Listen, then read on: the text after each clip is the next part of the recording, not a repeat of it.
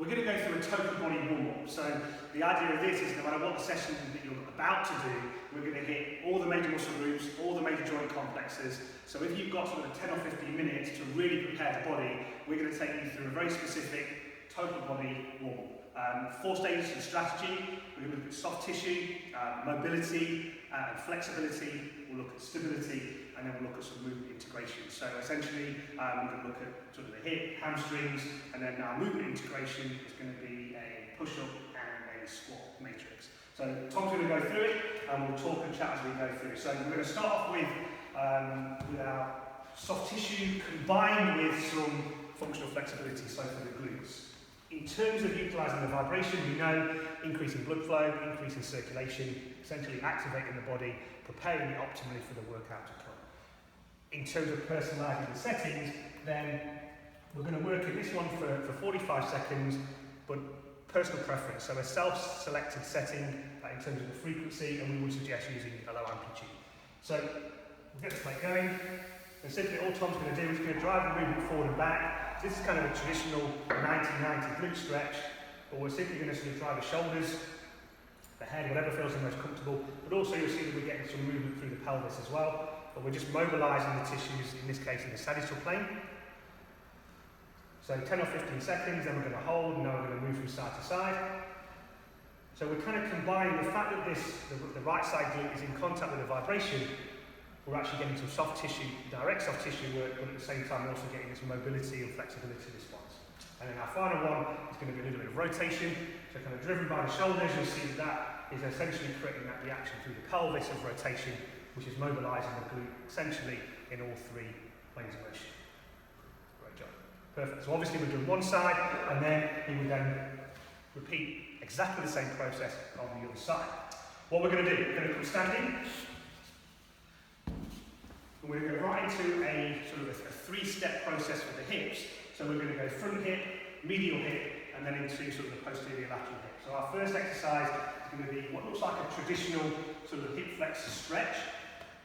So extension through the hip, stance is nice and wide, whatever feels comfortable. Again, we're going to go 45 seconds, so we're going to do 15 seconds per plane. You see how Tom's got hands on the pelvis, we're just going to drive the pelvis forward and back. So nice and controlled, nice rhythmical motion, maximising the vibration and the tension created in the anterior part of the body, so the hip flexors, the quads, but also because we're driving the whole body, we're getting a chain reaction from the feet all the way up. After 15 seconds, we're going to hold, go from side to side, so now we're just shifting the pelvis across in the frontal plane. A couple more seconds in that one, Tom. And then the final one, imagine we've got a steering wheel for the pelvis, and we're just going to rotate one way and then the other way.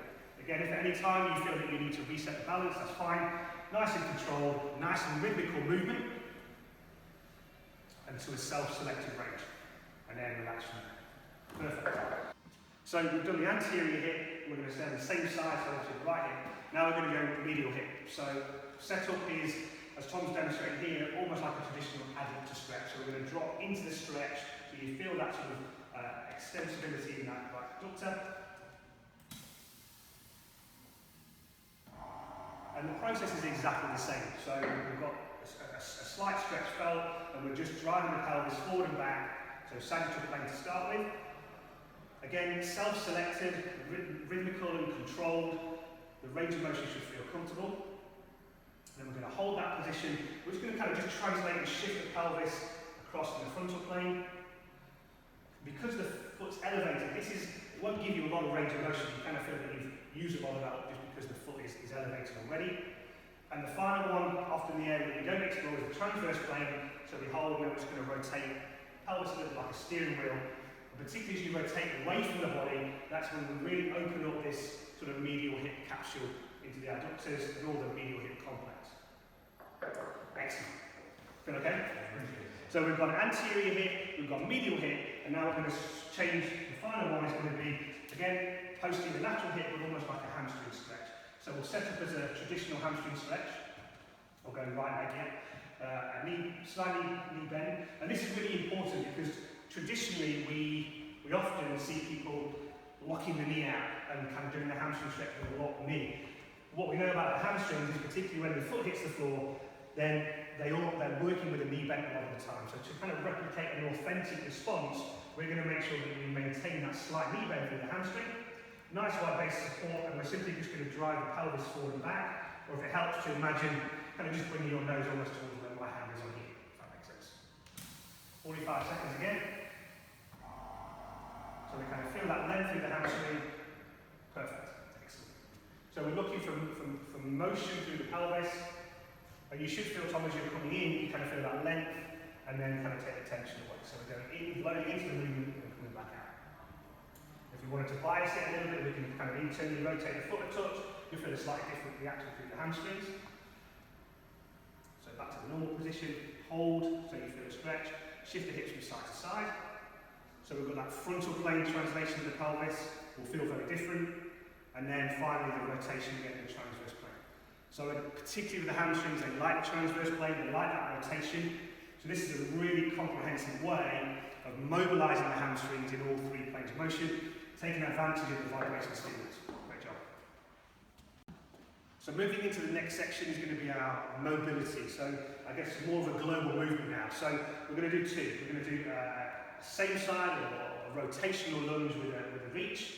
So Tom's going to set up kind of almost side onto the plate, and that's going to give a lot of surface area so that when we step onto the plate we can rotate. So before we start the vibration, Tom, let's just sort of go through a couple of the movements, because the transverse plane and kind of this rotation is an area that we might not always explore. So really take your time in terms of feeling the movement, self-select your range of motion, and then the hands driving in that same side rotation just creates more mass and momentum. So just make sure you feel comfortable and control.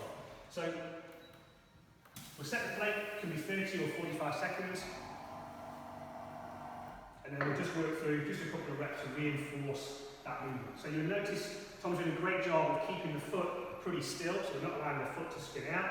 And hopefully as he comes around and rotates, you kind of feel that left hip opening up. So we're going to that kind of external rotation of the hip, but at the same time we're also mobilising the thoracic spine, the hip, and obviously the foot and ankle complex as well. Okay, so 30 to 45 seconds, and obviously we'll swap round and repeat that on the same leg. So what we're going to do now is, because we've worked on the external rotation of the left hip, we're now going to stand on the plate and we're going to look at closing the hip in terms of internal rotation. And just for ease of following, we're going to still focus on the left hip. So Tom's going to start off with what we call sort of a T-step, or an opposite side rotation lunge. And you'll see now that we should feel more of that kind of the hip being closed, so internal rotation. And then we're going to allow the arms to create a little bit more dynamic nature. So the arms are rotating in the same direction as the foot. This is our sort of opposite side rotational lunge. And you should feel a difference, Tom, in kind of how that reaction to the left here. So we've kind of opened it out, and we're going to close it. So we'll put the plate on. We'll go through a few repetitions to reinforce it. And again, as Tom's done a great job already, a slight knee bend before we start, just to minimise that vibration travel to the head.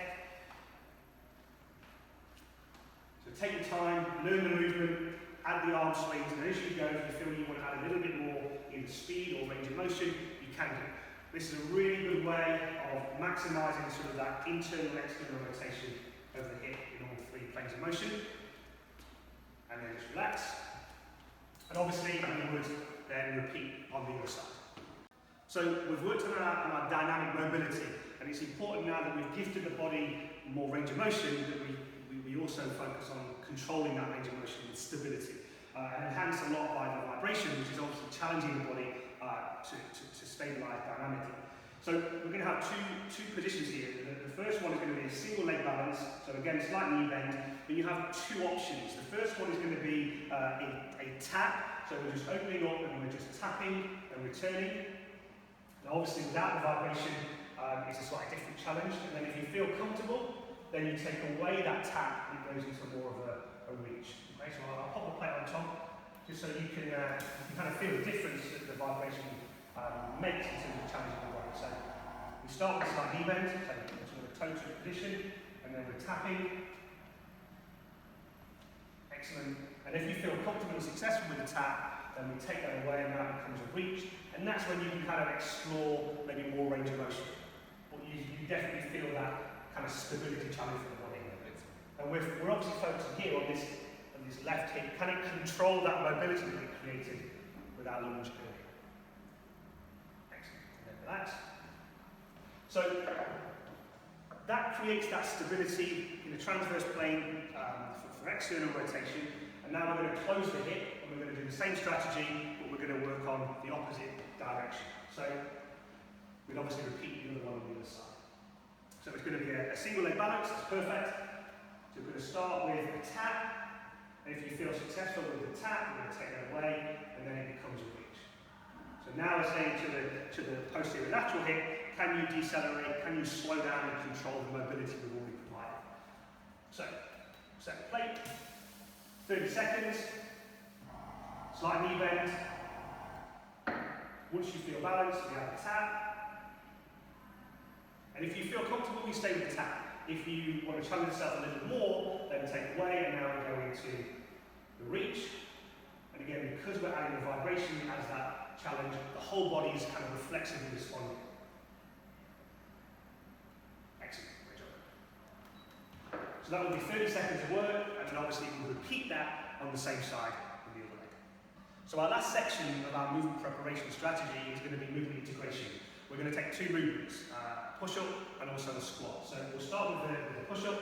So we're in this prone position, sort of an athletic base, and we're going to work through sort of an initial range of motion because we are warming up, we are preparing. So you have to kind of self-select the range that you go through, but we're suggesting sort of an initial range. And what we're going to do, Tom's going to do 2 repetitions, but we're simply going to change the hand positions. We're going to go with the hand, right hand forward, then the left. We're going to go wider, the neutral in the frontal plane, a little bit narrower. And we're going to come back to our initial position, turn the hands in, and then turn the hands out. This is going to what it's going to look like. So 45 or 60 seconds. Controlled athletic ready position. And you'll see Tom's kind of self-selecting the range. 2 repetitions, and we make a change with the hand position. And by changing the hands, that kind of challenges the body in a different way. It also changes how the vibration transfers into the soft tissue and the connective tissue system. So now we're coming narrow. Tom's chosen that narrow one because he's a strong guy. Wide, internal rotation of the hands. And then the last one is going to be external rotation. And then relax. And obviously, given the fact that you're setting this time for maybe 45 or 60 seconds, you just keep repeating that sequence through if you manage to get another round in. So our final exercise or movement in this series is going to be a squat. So we're going to take exactly the same strategy as we did for the push-ups, where we're going to change the foot position. And obviously, we'll set up the Tom on the plate. So we're simply going to change the foot position forward. We're going to go wide and narrow. We're going to go internal and external rotation. And what you'll also notice Tom's going to do, we'll just kind of run through this actually, is we're going to go through 3 repetitions, but they're going to kind of go a little bit deeper each time. So we're going to go initial range, and what we call mid-range, and then your self-selected end range, so whatever feels comfortable for you. And what's really important to remember is that when you change the foot position, that sensation of an initial, mid, and end range will change. Particularly when we come into sort of this internal position here, then the idea is not to try and get to the same range each time, it's to listen to the body and essentially allow the body to self-select those ranges. Okay, so we'll start in our kind of traditional sort of squat neutral position, a slight knee bend so we manage that vibration travel. We're going to go for 60 seconds, whatever setting feels comfortable. So we're athletic ready position to start, and we'll take it nice and slow. So initial, mid, and then end range. And then we'll make a change to the foot position. So now, because the left foot's gone forward, a bit more dorsiflexion on this right ankle. Excellent, and we'll change again. There's nice control, nice and rhythmical, self-selectable ranges. And now we're going to go to the frontal plane. We'll go wide in the frontal plane, initial, mid, and end. And of course, if we've gone wide, now we're going to come narrow, so it doesn't have to be completely together, it's inside shoulder width. And now when we turn back to neutral, we're going to turn the toes in. This is the one to be careful and cautious of. So Tom, you'll feel that different sort of reaction through the hips a lot. So you can kind of really self-select that range, and then we're going to go externally rotated, and we're going to work through that same process. Now we'll actually just return back to neutral, and we'll just finish that off with the same thing. So initial, mid, and end range. Great job. And then relax. So that completes the sequence, and just to reiterate, the foot position change is really important that you manage that kind of self-selected range. So particularly when we come in this position, just listen to your body and allow your body to tell you how comfortable you feel.